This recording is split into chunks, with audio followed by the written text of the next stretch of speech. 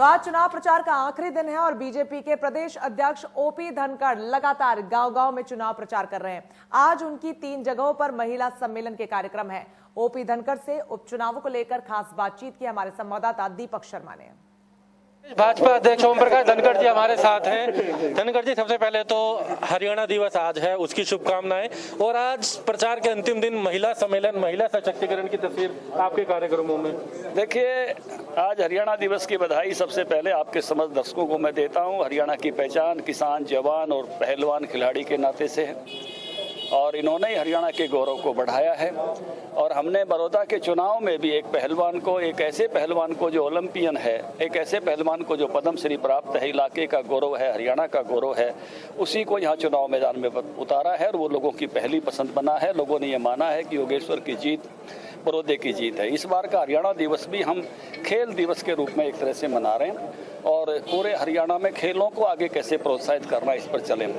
आज महिला सम्मेलन भी है और मैं देख रहा हूँ कि पिछले कुछ वर्षों में हमारी बहनों ने युवाओं से भी ज़्यादा बड़ी पहचान बनाई है। चाहे बबीता हो, चाहे दीपा मलिक हो, चाहे हमारी अनीता कुंडू हो, भिन्न भिन्न सेक्टर में जो उन्होंने अपने अलग अलग परचम लहराए हैं, बड़ी मोटिवेटर बनी हैं बाकी बहनों के लिए।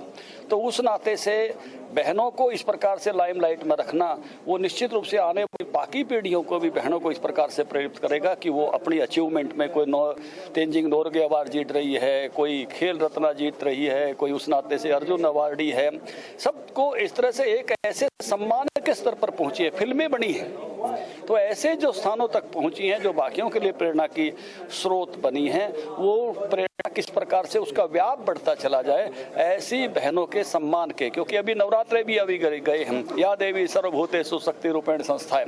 तो इस नाते से वो जो उनका शक्ति स्वरूप है, जो उनका सफल स्वरूप है, उसको आगे लाना, उसका सम्मान करना। पिछली बार 4840 की कमी रह गई थी वोटों की। किस तरीके से इस बार आकलन कहाँ देखते हैं जीत का, कितने आश्वस्त हैं जीत को लेकर के? बीजेपी जीजेपी जोड़ लो और वो तो आम चुनाव था, ये तो उपचुनाव है। 4 साल सरकार के पड़े हैं, उनका और अतिरिक्त बोनस जोड़ लो।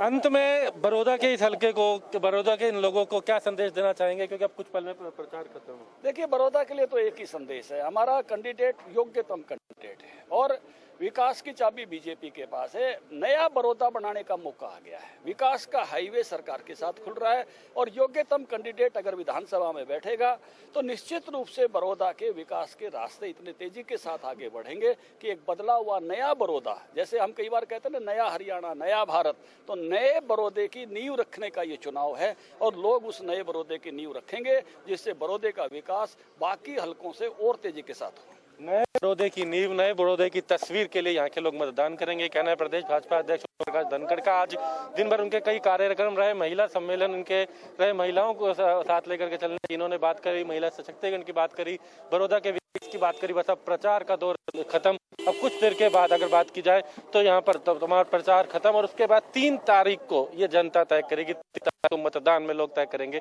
कि आखिर किसके सर होगा बड़ौदा के इस उपचुनाव का ये रण।